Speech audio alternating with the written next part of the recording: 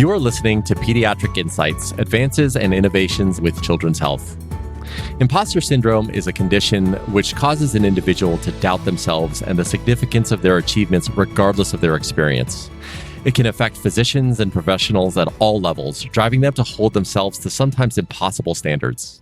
We have two experts here to discuss imposter syndrome today, and our first one is Dr. Preeti Sharma, pediatric pulmonologist at Children's Health, co-director of the Cystic Fibrosis Care Center at Children's Health and UT Southwestern, and associate professor of pediatrics at UT Southwestern. Our second guest is Dr. Sade Afolabi, pediatric pulmonologist at Children's Health and assistant professor at UT Southwestern. My name is Prakash Chandran, and Dr. Sharma and Dr. Afolabi, so good to have you both here today. Dr. Sharma, I would like to start with you. Can you just start with a high-level description around what imposter syndrome is? Of course.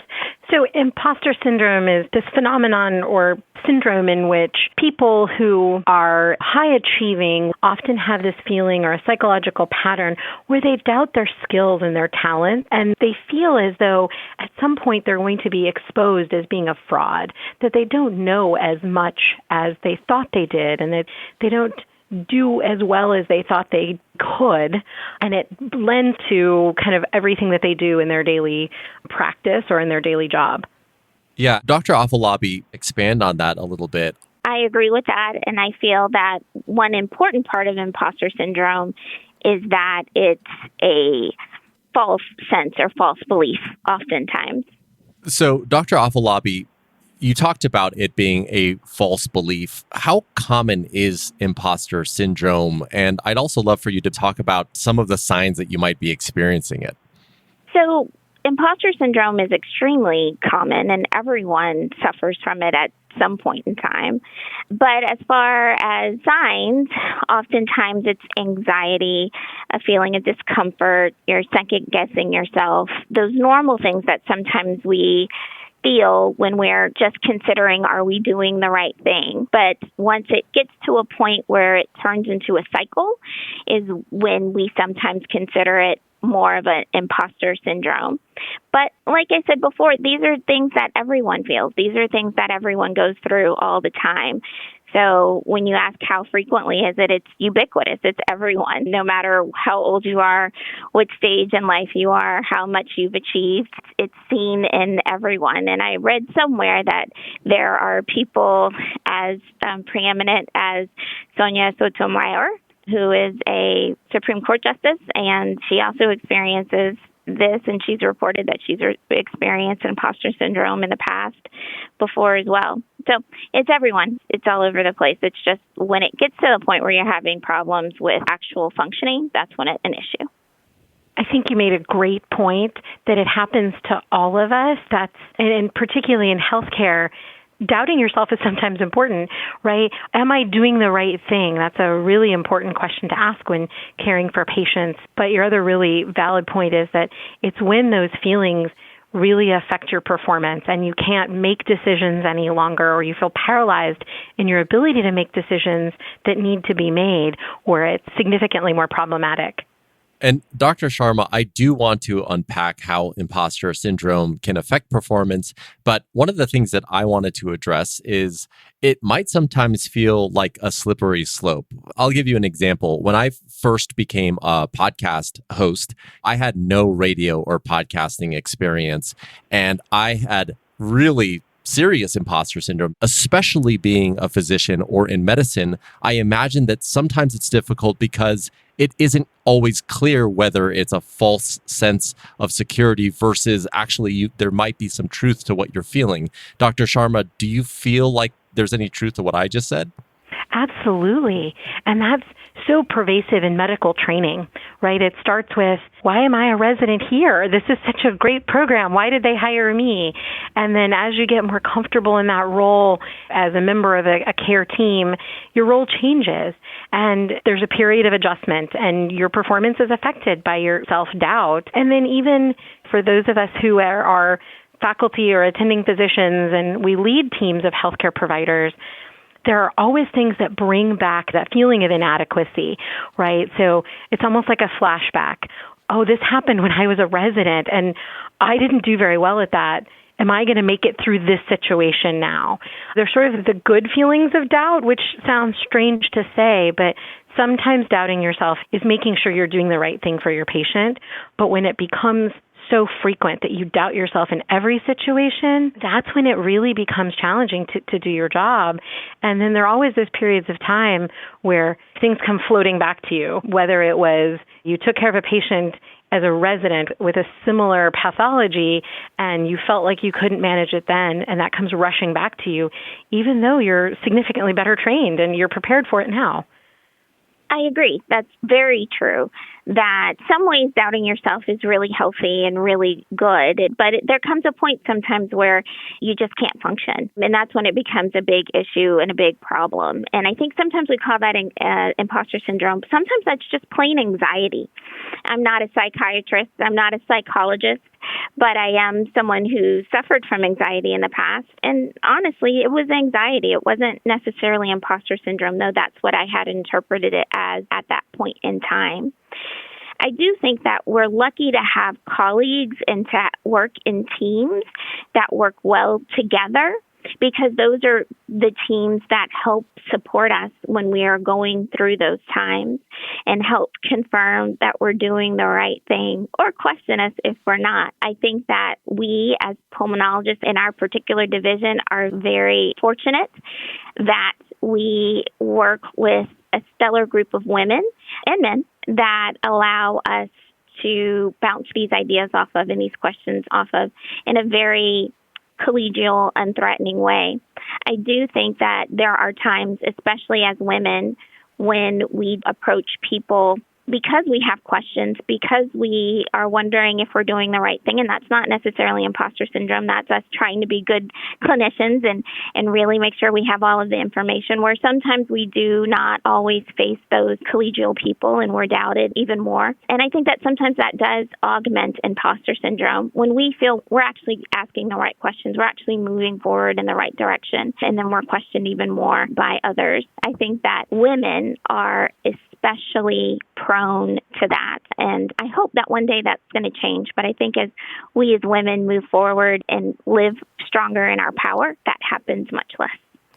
I think you made such a great point about the fine line between where feeling self-doubt and feeling like a fraud turns into anxiety, because I think the more frequently you're faced with sort of the microaggressions in the workplace or being made to feel inadequate or not having the support that you just described leads to the vicious cycle of more feelings of inadequacy, more questioning of oneself, and then that leads to anxiety and potentially depression and things that will then further change how you perform in your role. I agree 100%. Yeah, and Dr. Sharma, expand on that a little bit. As one thing leads to another, I imagine that there is a relationship between imposter syndrome and then anxiety to eventually burnout. Is that the case? Absolutely. There's only so long you can spend questioning yourself, doubting yourself, not feeling supported, then traversing into that anxiety and depression before you just can't do your job anymore. And you feel so exhausted and so burnt out by just the day-to-day in your role. I also have to say that I think that a lot of burnout has less to do with our own inadequacies and more to do with we spend so much time doing things that by its nature makes us doubt that we're able to do our job. Peer-to-peers, certain requirements for things such as that. It makes us feel almost as if we're not able to do what we came here to do. We're not doing that patient contact and interaction. We're not interacting with our colleagues to better care for our patients, but we're doing a lot of the paperwork and the administrative work that can be a little disheartening for someone who that's not their primary job. And I think that can lead to burnout as well, where it builds a sense of anxiety and a sense of inadequacy and a sense of imposter syndrome. I'm so glad you brought that up, because it's exactly like as I finished saying those words, I was like, wait a minute, what about all the other day-to-day tasks that really are just so overwhelming in how challenging they are? Where do you fit them into the day of patient care, other things that have to happen? And how challenging are those tasks that we didn't train for. Exactly as you said, you go to medical school and you do a residency program and you do all this training to then argue over getting the appropriate care for your patient. It just spirals out of control so that you feel like, am I really doing the right thing for my patient? And I can't do this anymore. It's too much.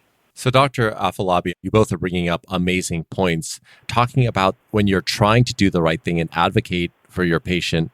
How does one that is feeling imposter syndrome or just going through some of the emotional struggles that we're talking about, how does one even begin to start overcoming it? That's a great question, and in some ways so hard to answer and so easy to answer. I think it's as easy in some ways as knowing who you are and believing in yourself. Sometimes it's as hard as reaching out and seeking help.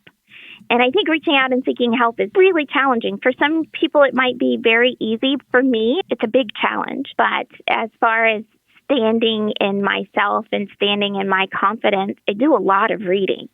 And that's one of the things that I do to center myself on a regular basis. And then when I have those feelings of inadequacy, sometimes I move to reading those encouraging words that are very helpful to me. And of course, there are multiple quotes by Oprah and Maya Angelou and Toni Morrison, but I have to say I read Brené Brown all the time, and she is all about vulnerability and shame and those things together, and how important it is to really live in your vulnerability and accept it. And that's how you're able to be a good leader. Well, living in your vulnerability and accepting your vulnerability means asking for help, right?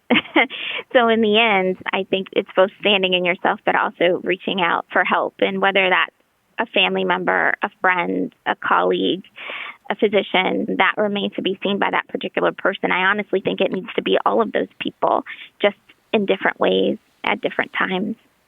I think that's exactly it. Being able to reflect on your talents as well, and to remember how far you have come and what you've built, and also to look to all of those outside sources for help is really vital. Like you had mentioned a moment ago, where we practice, we are really blessed to have great colleagues who we can lean on and look to for advice and assistance. And for me, at least, that's been really important to being able to get over or to move past some of those feelings of inadequacy or burnout when I get to that point.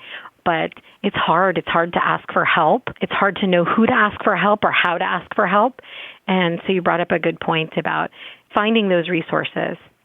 I can't agree more about our group of people that we work with on a regular basis. I can go to them to ask them clinical questions that I have, to questions about my daughter. And I feel like this is a group that is built on supporting each other. And I think support in avoiding burnout or overcoming burnout is really important, and it's vital. And I can't believe that I work with such a group of wonderful people. Right, exactly. I mean, it just sounds so amazing hearing you talk about the support system that you have there for one another in overcoming the feelings of imposter syndrome. And Dr. Afolabi, you mentioned the two things of having self-confidence and then also reaching out and seeking help. And I think it's important for the audience to know that those are not mutually exclusive. You can have self-confidence and confidence in your abilities, but you can also be proactive about reaching out to that support group that's around you. Dr. Sharma, wouldn't you agree with that? Absolutely. I think it's a really important point that those things are not mutually exclusive, that you can be a confident and amazing practitioner, doctor, whatever your employment or whatever your skill may be, and still need the help. That's okay. That's so true. And like I said, I get that sometimes from books, but I also get it from my colleagues as well, and I get it from my family. And one of the things that I love to be is a cheerleader, and I don't think I could ever be a professional cheerleader because I can't jump. But if it meant yelling from the sidelines and that's all I had to do, I would love that. And people ask, what type of mentor or are you? And I say, I'm the cheerleader mentor when I am a mentor. And I love encouraging people and letting them know that they are amazing people, and they really are. I don't have a single mentee that I don't think has extraordinary ability. And sometimes I have to remind them of that as they traverse these challenging times and moments, especially in the middle of a pandemic when we've really had to change the way that we live our lives. We have talked about how imposter syndrome can affect performance. And I think that calling out some of the ways that happens is important because there may be people listening to this that don't even realize that the imposter syndrome is affecting them. So, Dr. Sharma, are you able to highlight some ways that imposter syndrome might affect performance? So I think one of the examples that I have kind of found myself in, or one of the traps I have found myself in with kind of feeling inadequate, is particularly related to something that Dr. Afolabi mentioned a moment ago, which is you're sometimes caught in an interaction with another person, usually regarding patient care, but where perhaps you are the person who is better able to speak to a solution or a prescription or something that needs to be done for this patient. And yet you feel so intimidated or so inadequate in your own decision making that the other person in this interaction and that interaction is happening in a way that doesn't feel comfortable or collegial. You end up perhaps just giving in, even though that you had the best plan or you had the right plan. You struggle to put that out there because you feel as though you don't have the right, you don't have the training, you don't have the ability to make that suggestion. I feel like for those people who are caught in this cycle of feeling inadequate and feeling like a fraud, that restricts not only how they take care of their patients, but also how they offer themselves up or volunteer for other opportunities. They may say, well, there's an opportunity to be a part of a research project, but I'm probably not good enough for that. So it restricts their forward movement in their career. It impacts patient care and how they feel about the patient care they're delivering. And it impacts how they interact with their peers, with their colleagues, where they may not feel as though they have the ability or the right to stand up for something they believe in. So, Dr. Afolabi, you've probably come across people that have suffered from imposter syndrome quite a bit. You may have even suffered from some yourself, especially earlier on in your career. Out of everything that you've learned, if there's one piece of advice that you could leave our listeners with, what might that be? So I suffer from imposter syndrome all the time. I have doubts my ability. But in the end, I trust my ability to think through these challenging events and times and to seek the help that I need. And I think the vulnerability and humility to ask for help is really the biggest key to me to being able to really stand in myself and in my abilities. And I'm not seeking affirmation when I ask for that particular help. I'm seeking guidance and kindness, I think, in some ways, because sometimes it's hard to be kind to yourself. And I think a degree of imposter syndrome is that we're not always kind to ourselves. And Dr. Sharma, what about you? Are there any final words of advice or things that you've learned about overcoming imposter syndrome that you'd like to leave with our audience? I think that Dr. Afolabi took all the words out of my mouth.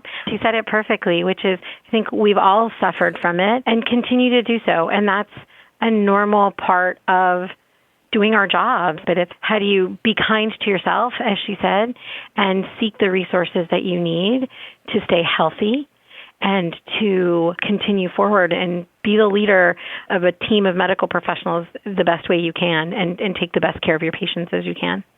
Well, Dr. Sharma and Dr. Afolabi, really great conversation today. Thank you both so much for your time.